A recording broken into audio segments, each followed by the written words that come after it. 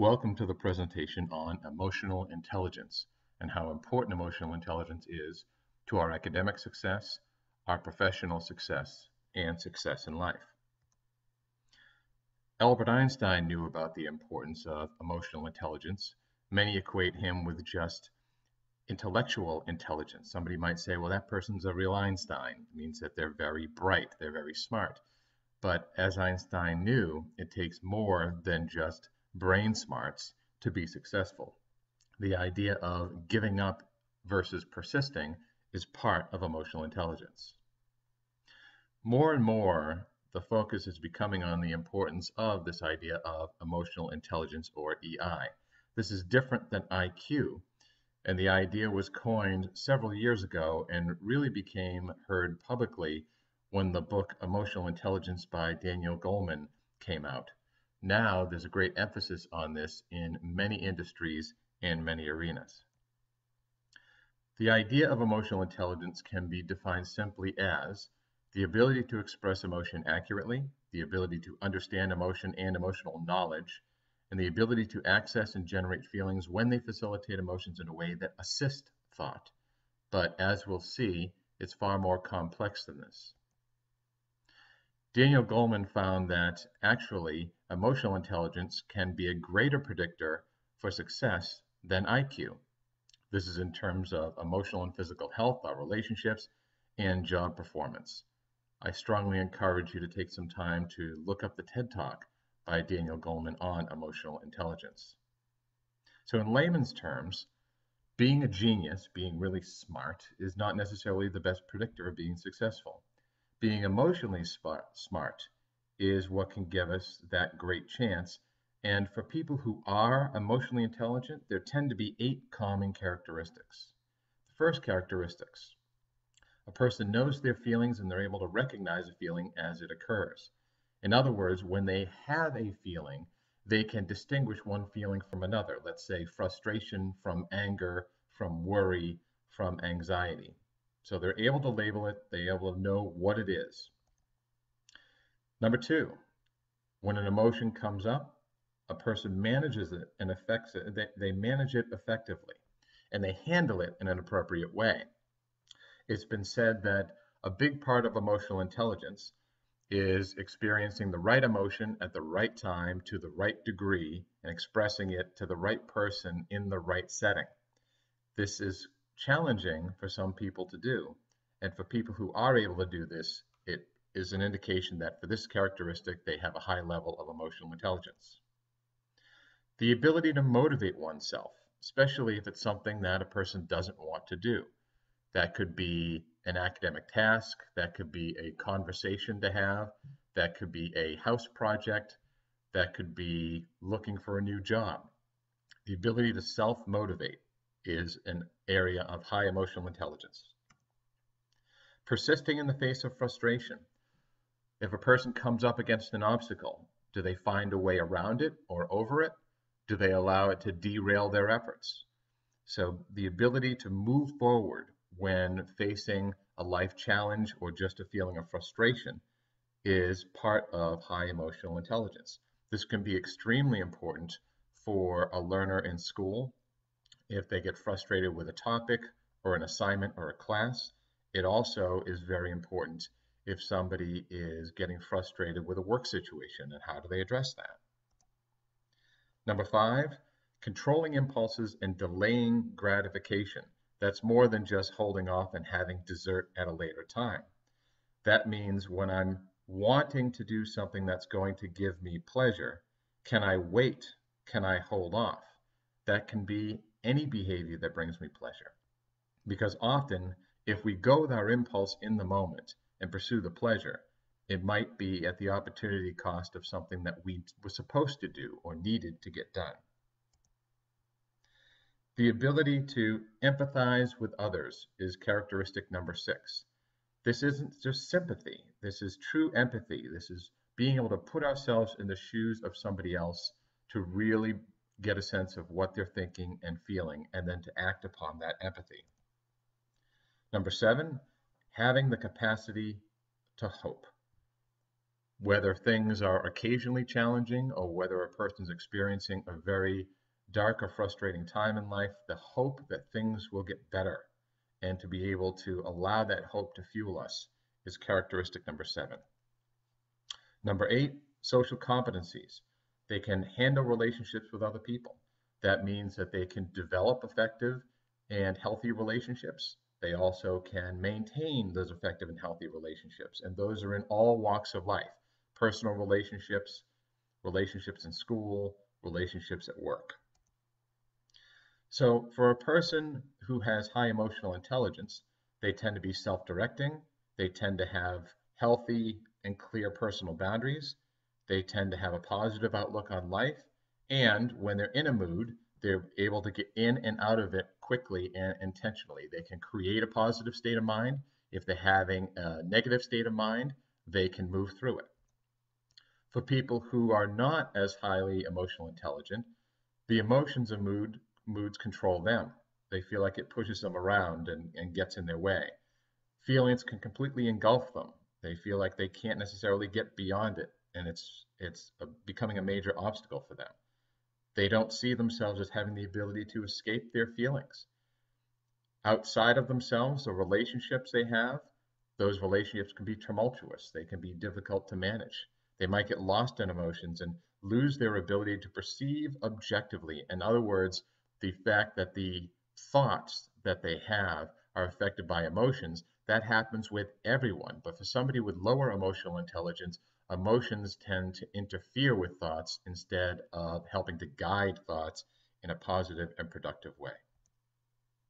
The good news is that anyone can alter their emotional intelligence. Anyone can build it. This might be interrupting a typical pattern of emotional response that might be ineffective at getting in the way. And that every time I react differently to an emotional pattern that I have, more and more I'm able to move towards breaking that pattern and then eventually not have what you can refer to as an addiction to that emotion. In other words, the emotion is not what is driving me or controlling me. I am in charge of my emotion. So here are some ways to become more in charge of our emotions and to build our emotional intelligence. First is to, in some ways, become much more in tune with what our feelings are. Label our feelings instead of labeling people or situations. So using the I feel statements as opposed to the you or the they, and asking ourselves, what is it I'm feeling and why am I feeling this? This can also help us distinguish between thoughts and feelings. Thoughts and feelings definitely intertwine, but they are not identical. Thoughts are the cognitions, and the feelings are the emotional states. Own my own feelings. Let's say that I am feeling jealous. Instead of projecting onto someone that you are making me jealous, own it in the sense of saying, well, I feel jealous. And why is it that I feel this way? And what am I going to do about these feelings? Number 4, use my feelings to help make decisions. So when I'm trying to make a cognitive decision, tap into my feelings and see how it can inform my decision-making process. How will I feel if I do this? How will I feel if I don't? And this is as opposed to making a decision, perhaps on impulse, and then experiencing the feelings about the decision I made. These are thinking proactively about how I will feel if a decision is made or not. Showing respect for other people's feelings. This is a way to build empathy. So again, how will you feel if I do this? In other words, how would this person be impacted by my choices? How would this person be impacted if I don't make that choice? Is to start thinking beyond me and working towards building some empathy for others. Number 6, allow my emotions to fuel me. For example, to get energized and not angry. For some people, anger completely engulfs them. Anger gets in the way. Anger immobilizes a person or distracts them or derails them. Anger can actually be a way to fuel productive action. In other words, what am I going to do about the situation? What am I going to do to change it? What am I going to do to avoid something in the future? Showing empathy. Showing empathy is a way to validate other people's feelings. So it's not just putting myself in their shoes, but it's actually showing to them that I really have a sense of what their experience is.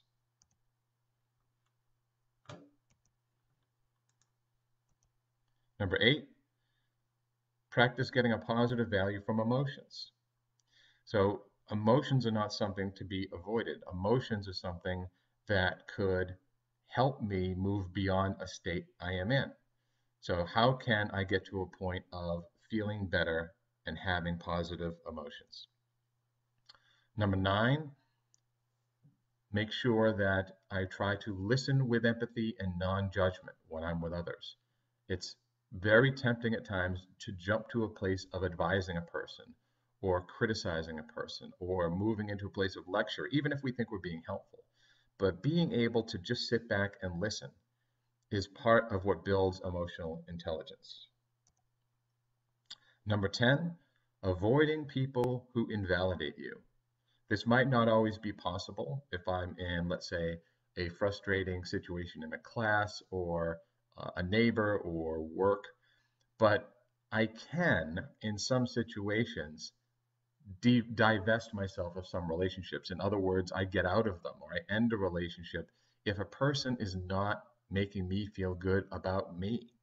Surrounding myself with people instead who do validate me.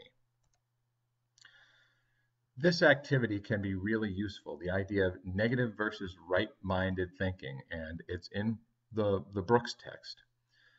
So there are thoughts that feed into beliefs, expectations, attitudes, which then feed to my behaviors, which impact my performance, and even my thoughts about what happened, what I have quote unquote learned as a result, can have an impact on future decision making. We encourage you to go through this, the idea of negative thinking versus right-minded thinking. This example is very effective. You can pause the video if you'd like to review this further. But to start taking inventory of, is there any negative thinking pattern in my life? And how can I begin to change that over to a right-minded thinking process? Here's another visual of it. It's a constructive sequence versus a destructive sequence. Perhaps Mary didn't say hello to me when I walked by her in the hallway.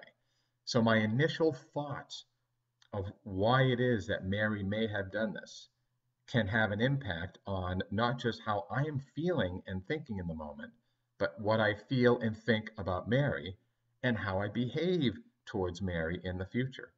So this is an example of how I could have a constructive sequence versus a destructive sequence. And getting a sense of how these sequences play out in different aspects of my life can help me build my emotional intelligence. So again, to develop my EI, try using sentences that begin with I feel. Start labeling my own feelings instead of labeling people or situations. Analyze my feeling and analyze these instead of the actions or motives of others. Focus on what is coming from within me. But then as I get out of myself, ask others how they feel. It could be asking them on a scale of 1 to 10. How are you feeling right now? They might say a 5. Well, what tells you that? And make the time to reflect on your own feelings. Often in our busy lives, we don't necessarily take time to think, what am I actually feeling and why am I feeling these things? I can identify my fears and desires and how are they related to my emotional intelligence. Do I have some unmet emotional needs and how can I take positive steps to fulfill them? Take responsibility for my emotions. My emotions are mine, and my happiness, whether I'm happy or not, is entirely up to me. Others cannot cause my feelings. Feelings are responses to others, and my responses are mine to own. So only I can make myself happy. Express my own feelings and find out who those positive people are in my life and spend time with them, and then develop the courage to follow my feelings. If this is new for me, it can be scary. So take the courage and follow my feelings. So remember, emotional intelligence can change. It's not static. We can build our emotional intelligence, but it will take intentional practice, self-monitoring, and in some cases, the creation of new habits.